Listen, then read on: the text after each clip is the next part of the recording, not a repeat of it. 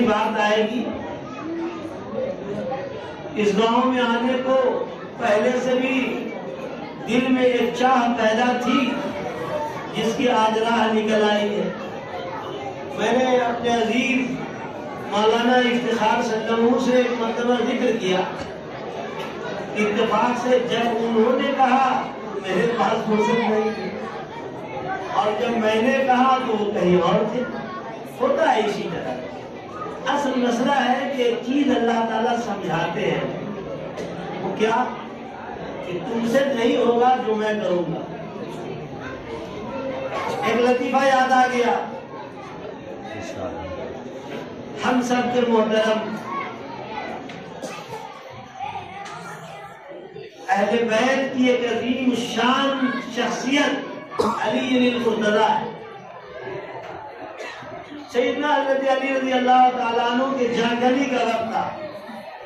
جاگلی سمجھتے ہیں نا، اب تو ہر چیز کی ہندی کرنی پڑے گی یا انگلش کرنا پڑے گا۔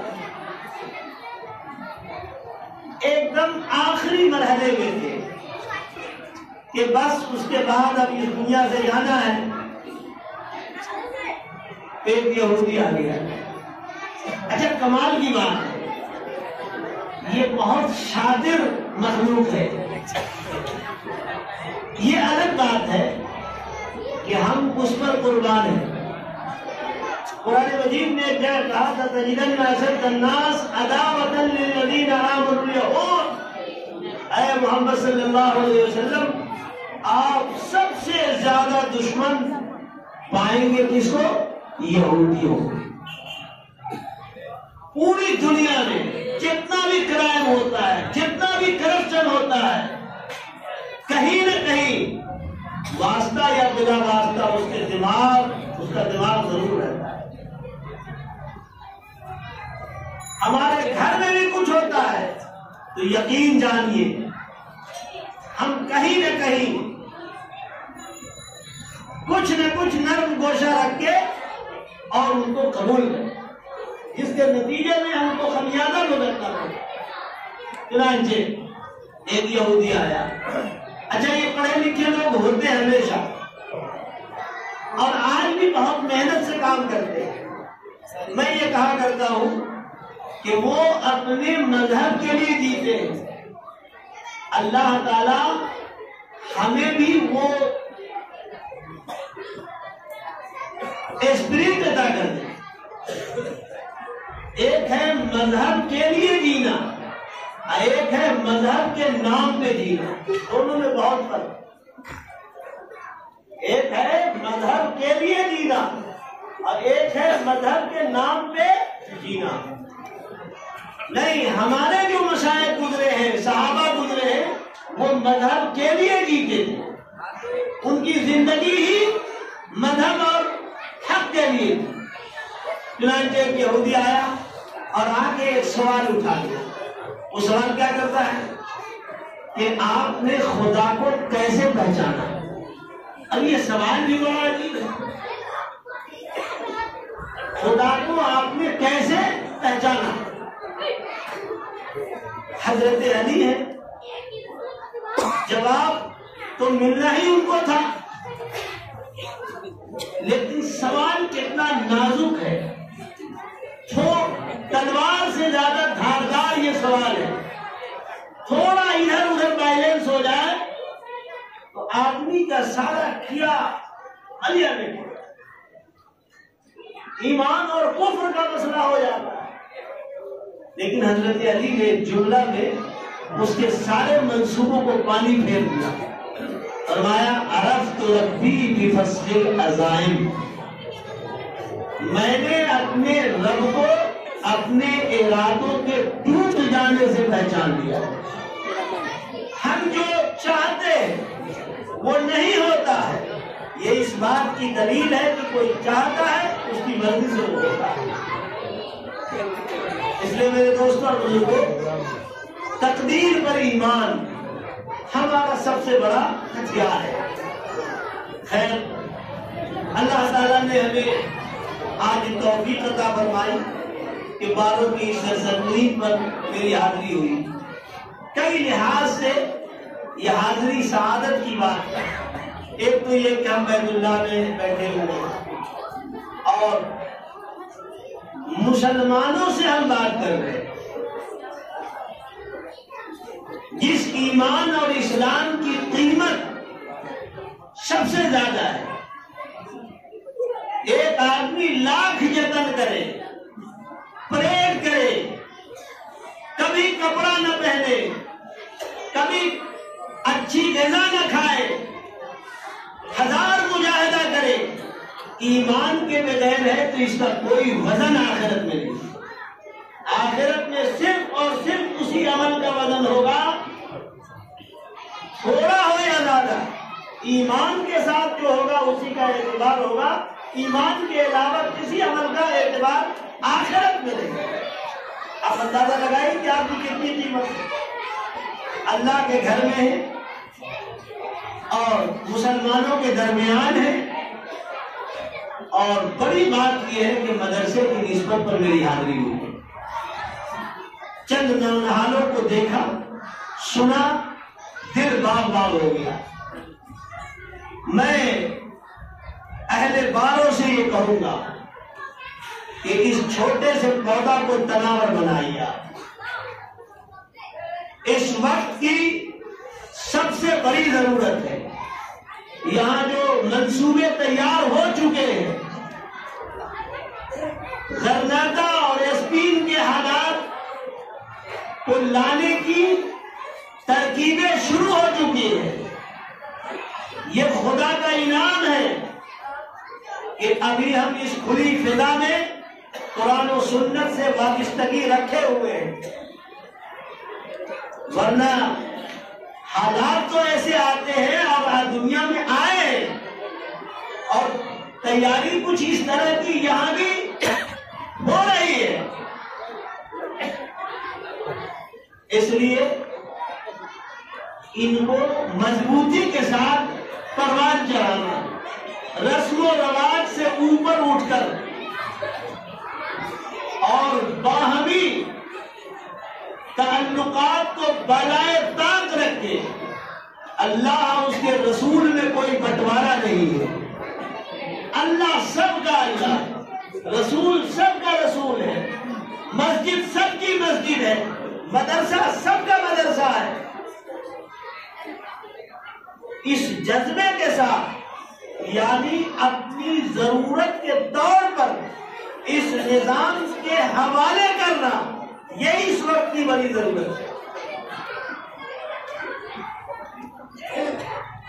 مجھے از حد اس بات کی بھی خوشی ہے کہ یہاں درج حفظ کی مثالی تعلیم ہوتی ہے.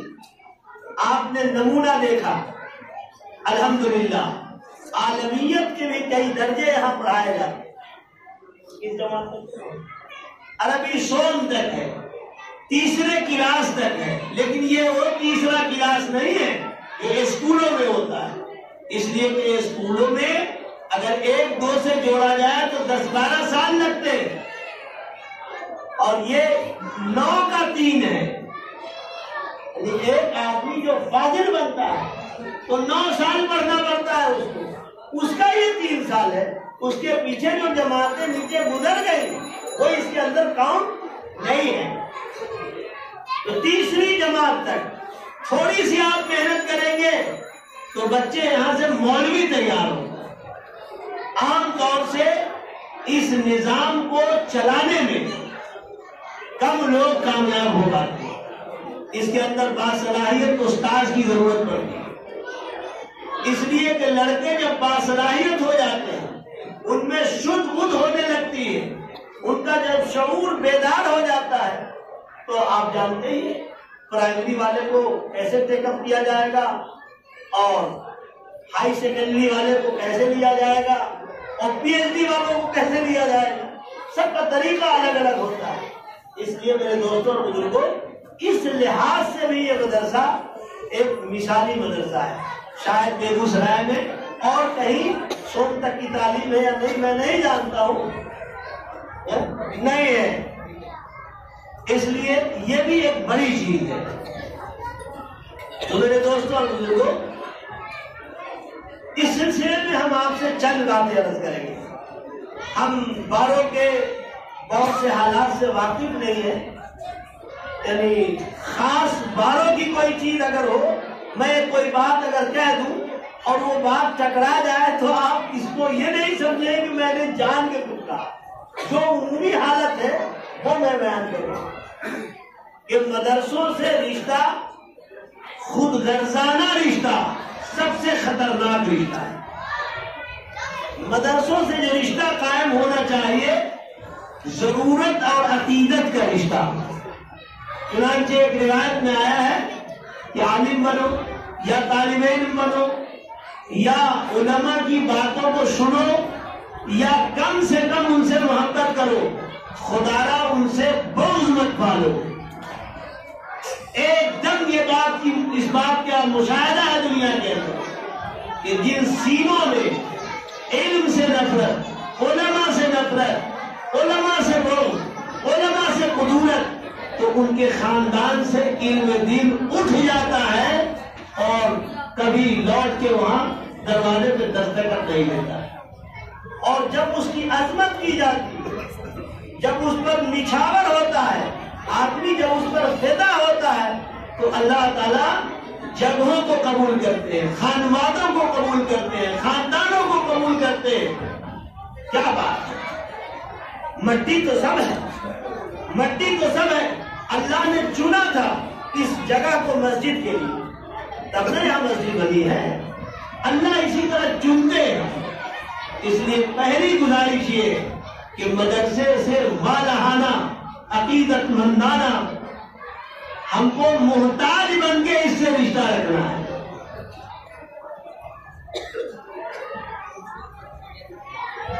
کیا مطلب؟ مدرسوں کے طالب علم کو قرآن خوانی میں استعمال نہیں کرنا ہے آپ کو،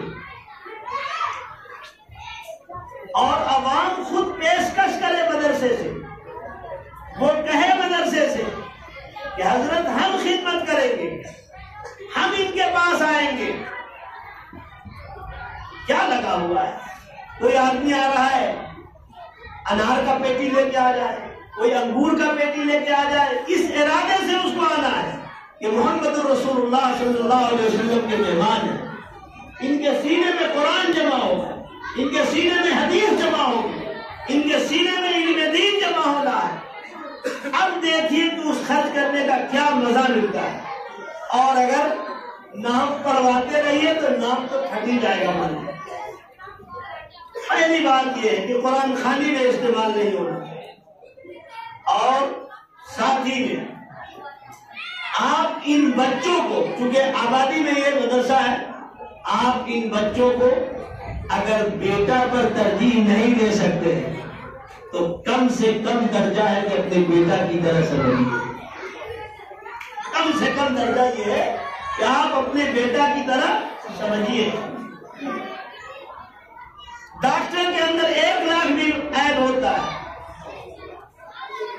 وکیل کے اندر 1 لاکھ عیب ہوتا ہے، دنیا کے ہر شعبے میں، دردی میں، حجام میں، اس میں، اس میں، جو جس پیسے میں 1000 بیماریاں ہوتی ہیں، لیکن جب اس سے ضرورت وابستہ ہوتی ہے تو آدمی سر کہتا ہے۔ بلکہ ایک نائی ہے، اور نائی کہتا ہے، آپ سے نائی سمجھتے ہیں نا، حجام، نائی کہتا ہے کہ سر ذرا اپنا سر گھمائیے۔ اگر آپ نے زیادہ ضد کیا اس سے تو ہو سکتا ہے کہ کان بھی آپ کا سر سے جدا ہو جائے، اور جھک مار کے اس کی بات ہم مانتے ہیں، لیکن ہم اپنے امام کی بات نہیں مانتے۔ معاف کیجیے گا، ہم اپنے علماء کی بات نہیں مانتے۔ قرآن و سنت کی واضح تصریحات کا مذاق اڑتا ہے۔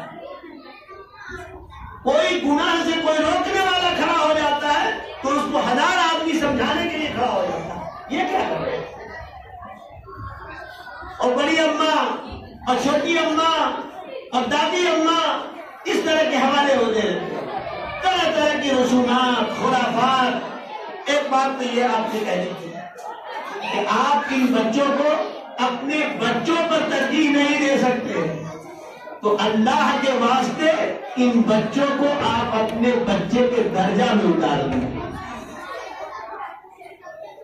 ورنہ کل رسول اللہ صلی اللہ علیہ وسلم کے دربار میں اس سوال کو حل کرنا پڑے گا کہ میرا مہمان تمہارے یہاں تھا، تم نے اس کی کیسی قدردانی کی۔ مدرسے میں جو چیز دینا ہے آپ دیجئے، کم دیجئے یا زیادہ دیجئے یا نہیں دیجئے، لیکن اللہ کے واسطے ان سے بغض نہ رکھیے۔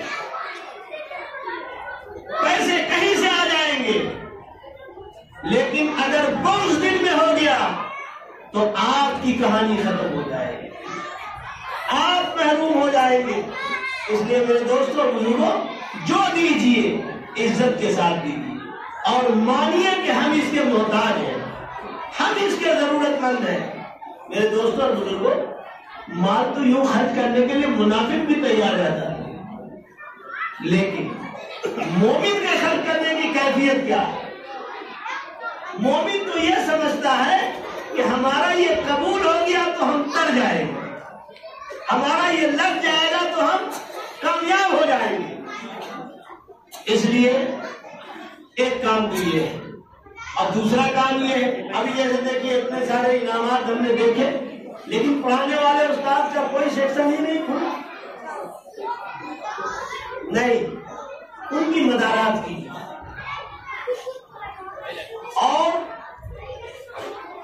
بہت اندر سے ان سے پیار کیا، دل کی گہرائیوں سے پیار کیجیے، جتنا آپ پیار کریں گے انشاءاللہ بڑھتے چلے جائیں۔ قرآن مجید کی نسبت سے اللہ تعالیٰ نے فرمایا الرحمن، رحمان اللہ کے 99 اسماء، اس میں سے ایک عظیم ترین نام رحمان بھی ہے۔ اسی لیے کسی آدمی کا نام رحمان رکھنا جائز نہیں ہے، اور کسی عبد الرحمان کو رحمان کہنا بھی جائز نہیں، کسی عبد الرحمان کو رحمان کہنا بھی جائز نہیں، نام بگاڑنا بھی نہیں چاہیے۔ اور نام بہت بڑا روگ ہے، آج کل نام کو اس طرح سے خلط ملط کرتے ہیں کہ سن کے بہت تکلیف ہوتی ہے۔ مثال کے طور پر عادل کسی کا نام ہے، اس کو کہنا شروع کرتے ہیں عادلو، یہ عجیب بیماری ہے۔ ناموں کو اس کے انداز میں بولنا چاہیے، نام جو ہے اس کو اس طرح سے بولنا چاہیے، نہ گڑبڑ نام رکھنا چاہیے اور نہ اچھے نام کو گڑبڑ کرنا چاہیے۔ ہے بہرحال، تو رحمان اللہ کا نام ہے، عبد الرحمان ہم ہوئے تو اللہ فرماتے ہیں الرحمن علم القرآن، اللہ نے قرآن سکھایا۔ اب اسی سے یہ بات سمجھ لیجئے کہ یہ کیسی مبارک کتاب ہے، کیسی عظیم الشان کتاب ہے، جس کا معلم خود رب کائنات ہو، اور جس کو سکھانے کی نسبت انہوں نے اپنی طرف کیا۔ اب بھلا بتائیے کہ جو قرآن سکھانے کی سنت ادا کرے گا اس کا مقام و مرتبہ کچھ نہیں ہوگا، اور جو سکھوانے کا ذریعہ بنے، آپ اگر اطمینان سے پیار دیں گے، محبت دیں گے تو خیرکم من تعلم القرآن وعلمہ، بہترین انسان وہ ہے جو قرآن پڑھے اور جو قرآن پڑھوائے۔ علماء یہ بھی لکھتے ہیں جو قرآن پڑھوائے وہ بھی انہی میں شامل ہے۔ تو قرآن پڑھوانے کی شکل یہی ہے کہ ہم پڑھا کر نہیں سکتے ہیں تو پڑھانے والے سے پیار کریں، ہم ان کا احترام کریں، ہم ان کے واسطے سے وہاں پہنچے۔ اس لیے کہ یہ ناممکن ہے کہ سماج کا ہر آدمی ڈاکٹر بن جائے، یا ہر آدمی انجینئر بن جائے، یا ہر آدمی ڈرائیور بن جائے۔ مانیے کہ کسی گاؤں میں ہر کوئی ڈرائیور ہے، ہر آدمی ڈرائیور ہے، اب کوئی گاڑی خرید کے لائے گا تو اس کی گاڑی کون چلائے گا؟ ہر آدمی ڈرائیور بھی ہے اور تو گاڑی بھی رکھے، تو جس کو ضرورت پڑ جائے گی اس کی گاڑی کو چلانے کے لیے تیار ہوگا، کوئی کیوں تیار ہوگا بھائی؟ یہ اللہ تعالیٰ کا نظام ہے. اللہ تعالیٰ نے اس دنیا کو ہر طرح کے لوگوں کے ساتھ رکھا ہے. صحابہ کے زمانے میں بھی بہت سے لوگ عالم تھے اور بہت سے لوگ مسئلہ پوچھنے آتے تھے. چنانچہ وہاں کے علماء کا نام ہے عبداللہ ابن مسعود، عبداللہ ابن عباس، عبداللہ ابن عمر. ان لوگ یہاں لوگ مسئلہ پوچھنے آتے تھے. تو کوئی مسئلہ پوچھنے والا بھی رہے، کوئی بتانے والا بھی رہے. ہر آدمی ایک ہی طرح کا نہیں ہو سکتا، ورنہ تو پھر اس دنیا کا رونق ختم ہو جائے بھائی. یہ تو دنیا کا حسن اسی میں ہے کہ ہر طرح کے لوگ اس کے اندر ہیں. تو میرے دوستوں کو اللہ تعالیٰ نے اپنی طرف اس کی نسبت کیا کہ الرحمن علم القرآن. اللہ نے قرآن کو سکھایا. اس سے خود قرآن کی عظمت سمجھ میں آتی ہے. اور یہ پڑھنا، پڑھانا، اس کا انتظام کرنا، ان سے پیار و محبت کرنا، ان کے حوصلوں کو بڑھانا، ان کو محبت کی نگاہ سے دیکھنا، میرے دوستو یہ سب سوال ہے. مدرسے میں اگر کوئی معاملہ اڑ جائے تو انسان کو اپنے نجی معاملے سے زیادہ سینسیٹیو ہونا چاہیے، نہایت حساس ہو جانا چاہیے. میں ایک مرتبہ گجرات کے سفر میں تھا. سنیے، بہت حیرت کی بات ہے. میں نے حضرت عبداللہ ابن عمر رضی اللہ تعالیٰ عنہ کی ایک روایت پڑھی. ایک چیز اور بہت ٹھنڈے دل سے ایک بات کو سمجھیے. جب تک روئے زمین پر علم رہے گا قیامت نہیں آئے گی. سمجھا؟ جب تک علم رہے گا قیامت نہیں آئے گی. اور میں یہ بھی واضح کر دوں کہ علم سے کیا مراد. یہاں میں جو بول رہا ہوں اس سے مراد یہ ہے کہ وہ علم جو اللہ کی خشیت کو پیدا کرتا ہے. قرآن و سنت کا علم، قرآن و سنت کا علم، حضور کی سیرت کا علم، اللہ کی مرضیات کا علم، یہ علم مراد ہے. یہاں تو اللہ تبارک و تعالیٰ نے اپنے نبی علیہ السلام کے دل میں علم کا ڈالا، بات کو ڈالا. آپ نے بتایا، ایک حدیث میں آیا ہے کہ علم اٹھ جائے گا جب قیامت بالکل قریب ہوگی نا، تو علم کا ایسا ہاہاکار مچے گا کہ ایک معمولی مسئلہ کو حل کرنے کے لیے پورے علاقے میں ایسا آدمی نہیں ملے گا جو اس کو صحیح بتا سکے. اور بتایا کہ علم اٹھ جائے گا اور جہالت جو ہے وہ علم کا نام لے کے علم کی جگہ پر آ کے بیٹھ جائے. یسمت الجہل کا یرفع العلم، علم اٹھے گا اور علم کی جگہ پہ جہالت آ جائے گی اور جہالت ہی کو لوگ علم سمجھنے لگیں گے. اس علم کے اٹھنے کی کیفیت کیا ہے؟ اس لیے ایک بات دھیان رکھیے، اگر کوئی پڑھ رہا ہے، اگر کوئی مطالعہ کر رہا ہے، اگر وہ کوئی قرآن و سنت کو سمجھ رہا ہے، آپ اس کو اللہ کی نعمت سمجھیے. اگر وہ اٹھے گا تو سب کا بیڑا غرق ہوگا، سب برباد ہوگا. عبداللہ ابن عمر کی روایت میں یہی مضمون آیا ہے کہ ان اللہ لا يقبض العلم انتظام. اللہ تعالیٰ جب علم کو اٹھائیں گے تو یوگی جی کا بلڈوزر نہیں لگائیں گے. سمجھ رہے؟ یعنی علم کو گملہ میں رکھ کے اور بلڈوزر پہ رکھ کے یا کسی مشین کے ذریعے اللہ نہیں اٹھائے گا. ان اللہ یقبض العلم، ان اللہ لا یقبض العلم انتظام ينتزعه من العباد. اللہ بندوں سے چھین کے علم نہیں اٹھائیں گے بلکہ اٹھائیں گے علماء کو اٹھانے کی صورت میں.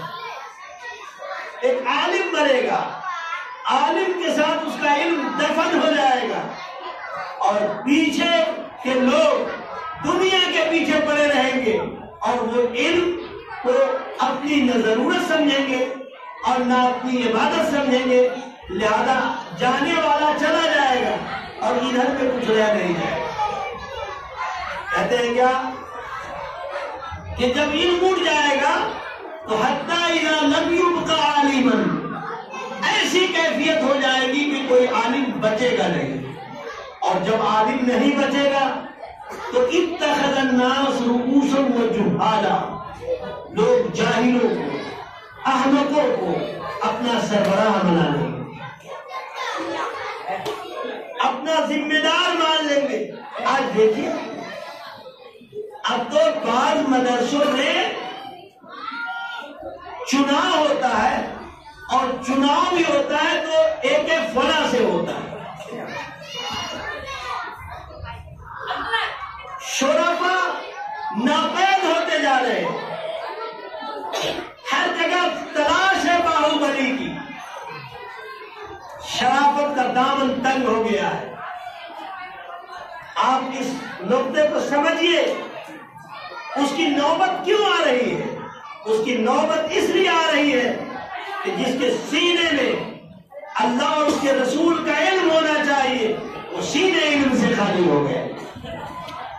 چنانچہ غزوہ احد میں حضور پاک علیہ السلام دو آدمی کو ایک ایک کپڑا میں دفن کر رہے ہیں، کپڑے کی کمی تھی، دو آدمی کو پوچھتے تھے کہ اس میں کون زیادہ قرآن یاد رکھے ہوا تھا، جس کے بارے میں لوگ بتاتے کہ اس کو زیادہ قرآن یاد تھا اس کو آگے رکھے، یعنی وہاں پر بھی اس کو امام بنایا جاتا تھا، اس کو منصب دیا جاتا تھا، اس کو عظمت دیا جاتا تھا، اس کی توقیر کی جاتی تھی۔